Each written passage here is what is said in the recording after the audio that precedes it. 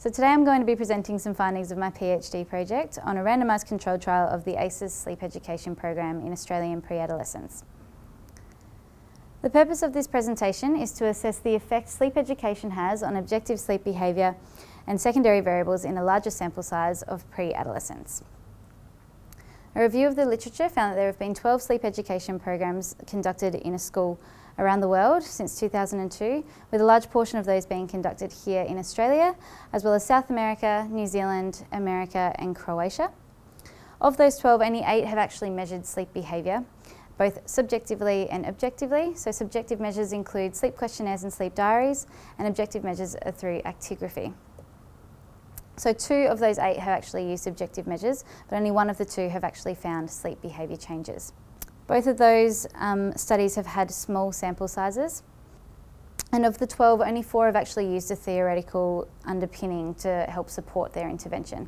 A theoretical underpinning is important because it provides a basis for what might lead to behaviour change. The current study used the theory of planned behaviour as its theoretical underpinning, and this is based on the fact that intention is the most proximal determinant of behaviour change. So there are 3 key predictors that lead to behavioural intention, and we tried to incorporate aspects of these 3 predictors within the program. These predictors are attitude, so how someone feels about sleep, their attitude towards it, whether they like it, whether they want to change their behaviour. Subjective norms, which is looking into how people around them affect the sleep behaviour change, so their parents, their siblings, friends, teachers, and we tried to include them as much as possible. And then perceived behavioural control, which is how much they think they're able to change their sleep behaviour. So these 3 predictors lead to their behavioural intention, which then is going to lead to behaviour change in an ideal world. So the randomised controlled trial was conducted in 12 schools from 2011 to 2012. We had 6 schools that were intervention and 6 schools that were control, with a total of 296 participants with an age range of 11 to 13 years. The intervention schools and control schools were pretty well balanced in terms of numbers, gender and age. Objective measures were collected in a subsample of 175 participants using actigraphy due to limited resources, as actigraphy is actually quite an expensive tool to use. So we had 175 participants overall, 88 in the intervention group and 87 in the control group. Again, both groups were pretty well balanced in terms of age and gender. So onto the actual sleep education program. It is the ACES sleep education program, which was developed by my lovely supervisor, Sarah Blunden. It has been previously trialled in Australian pre-adolescents and adolescents, and we modified it for this randomised controlled trial. To begin with, we got the teachers in for a day of training, where we went through the 4 classroom lessons, which are done through PowerPoint presentations. We also went through a teacher training manual, where they got to ask a number of questions and make sure that they were clear with the information that we were wanting them to get across to the students. We also went through the activities that we were going to get them to do with the students that corresponded with each of the classroom lessons. We then conducted the baseline assessment, and then the intervention actually commenced. So this was 4 classroom lessons, which consisted of a PowerPoint presentation for each of the 4 weeks. These topics included what sleep is, the physiology of sleep, how much sleep is actually needed, and good and bad things that you should be doing before bed or during the bedtime routine. The post-intervention assessment was conducted at about week 6, immediately after that intervention. And then we went on and left the kids to do a self-directed sleep research project. So we put them into groups, emphasising the subjective norms aspect of the theory of planned behaviour. So they got to work in groups of about 4 or 5 and do a research project on sleep, the different topics of sleep. And then they presented them at a parent information evening, again re-emphasising that subjective norms aspect of the theory of planned behaviour. And they got to present it in some really fun ways. So we had some kids who did a rap about sleep, some who made up a board game, some kids made little model bedrooms of what a good bedroom would be with good sleep hygiene and what a bad sleep hygiene bedroom would consist of. So they had some fun with it. And then finally we did the follow-up assessment at 18 weeks after baseline to see whether any behaviour change had been sustained. So the assessments, we went in first thing in the morning at 9 a.m. for each of the schools. And we started off by giving them a battery of questionnaires. We then gave them an attention task, and then finally we handed out the ActiWatches. So the actigraph looks like this, and this is the objective measurement of sleep that I was talking about earlier. It is a watch-like device that we get them to wear on their wrist, and as I mentioned, it was quite expensive, so we only use this in a subsample. So we had 15 participants per school who were randomly allocated to wear the actigraph, and what it does is measure movement and light. So the little circle up there is a little light sensor, and that's how it uses an algorithm through a program, and that's how we get our sleep variables. And they wore these for 7 nights after each of the assessments, so for 3 weeks in total. And we got them to wear them on their non-dominant wrist, take it off if they were showering or swimming or participating in active sports. We used the ActiWatch 2, which is this model here, and the software program that we used was ActiWare 5. We also distributed a number of questionnaires, as I mentioned at the beginning. The first one I'm going to talk about today is sleep knowledge, which was a true or false questionnaire with 15 items. The next one was a sleep hygiene index, which is a measure of their sleep behaviour and their bedtime routine, so what they were doing around the time they were going to bed. And a higher score for this indicates poorer sleep hygiene. And finally was the bedtime habits questionnaire, which looked at the theory of planned behaviour variables that I spoke about at the beginning, and this is really just a measure of their motivation to change their sleep behaviour or their intention to change. Just a reminder of where the assessments were actually conducted. So the baseline assessment was week 0 to 1, immediately after the intervention, week 6 to 7, and after that parent information evening presenting that sleep project at weeks 18 to 19. For analyses, we conducted generalised estimating equations. For the actigraphy, we looked at whole week mean data, as well as school nights, so whenever they had school the next day, so this is Sunday to Thursday, and non-school nights, which is Friday and Saturday.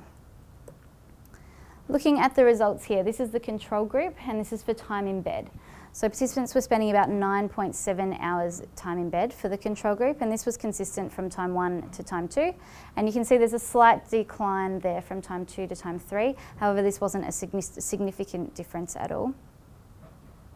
When we add on the intervention data, you can see that at baseline, both the control and intervention group were sleeping for that, or spending the same amount of time in bed, that 9.7 hours. And there was a significant increase immediately after those classroom lessons of 10 minutes. So at time 2, they were staying in bed for 10 minutes longer. However, this wasn't sustained, and they dropped down to where the control group were at time 3, which is a decrease of 21 minutes, taking them to 11 minutes. Post-baseline. But you can see that they did level off back down, and there was that slight decline at time 3 for both groups. To get an idea of where they were spending more time in bed, whether it was school nights or non-school nights, we conducted a subgroup analysis here. So for school nights, you can see that again, they were spending about the same time in bed as the control group. However, this then increased from time 1 to time 2. So that's where that increase was mainly driven by. And then that decrease occurred from time 2 to time 3 again. And for non-school nights, there's a slight increase, but not quite as much as there was for school nights. Total sleep time showed very similar results, just on a lesser scale. So the control group here was sleeping for about 8 hours a night. However, at time 3, this did drop to below 8 hours a night. Again, that slight decrease from time 2 to time 3 was present. The intervention group, again, was sleeping the exact same amount of time, essentially, as the control group at baseline. And they had a non-significant increase of total sleep time of 4 minutes. So like I said, very similar to time in bed, just not as drastic. And again, this wasn't sustained. So from time 2 to time 3, they had a 16-minute decline in total sleep time, taking them to 12 minutes below baseline, but again, being on par with the control group. A potential reason for this decline at time 3 for both groups, it could be the fact that this could be seasonal changes, it could be their age. As they get older, they sleep that little bit less, which we know. So we're not exactly sure as to what was happening there, but it did happen in both groups. When we look at bedtime and wake time, so this is the whole week data. For bedtime, we didn't see a lot of change for the intervention group. There was a little bit of variation between both groups, but basically they stayed around going to bed about 10 o'clock. And for that 10-minute increase in time in bed, where we saw that was actually wake time, which isn't something that our actual intervention program encourages. We kind of ask them to maintain a regular sleep schedule and maybe ask them to go to bed earlier as opposed to waking up later, but we'll take the extra time in bed. And you can see, so they were getting up just before 7:30 and they increased that to about 7:40. But again, this wasn't sustained. So that's that 10-minute change there. In terms of our secondary variables, those questionnaires that I was talking about, sleep knowledge, there was no significant group by time interaction differences at all between the groups for sleep knowledge or sleep hygiene. You can see that sleep knowledge remained about the 11 point out of 15 mark for both groups across the 3 time points, suggesting that maybe the questionnaire was too easy and there was a ceiling effect, or maybe they were guessing since it was true or false. And for sleep hygiene, they had average scores of about 30 for the entire time, not ranging much there at all, so there were no changes. So the intervention did not have an effect on these 2 variables. This is different to what we've seen in other sleep education programs where sleep knowledge has been found to increase more commonly, so that was a bit of a shame. And then for the theory of planned behaviour variables, again, there were no significant group by time interaction effects here. So basically what that means is that the intervention did not lead to changes in the intervention group at all. So those classroom lessons didn't have an impact. What I have highlighted here in red, which is interesting, is that there were time effects. So for both groups, their results changed over time. This is important because for the studies that just use a pre-post measure, they may attribute these changes to the actual intervention. To the sleep education program. Whereas having a control group shows that both groups changed regardless of whether they had the education or not. So that's something that emphasises the importance for a randomised controlled trial format. So just to summarise those results, time in bed did increase by 10 minutes from time 1 to time 2, and this was particularly evident on school days as opposed to non-school days. And this was driven by a 10-minute delay in wake time. However, these changes were not sustained at follow-up, which was 12 weeks following the intervention. And no significant changes in sleep knowledge, sleep hygiene, or intention to change their behaviour were found. So just some do's and don'ts for future sleep education programs. As I mentioned with those results of those significant time effects, it's important to have a randomised controlled trial, to have that control group to make sure that we know any results that are found are due to the actual sleep education program.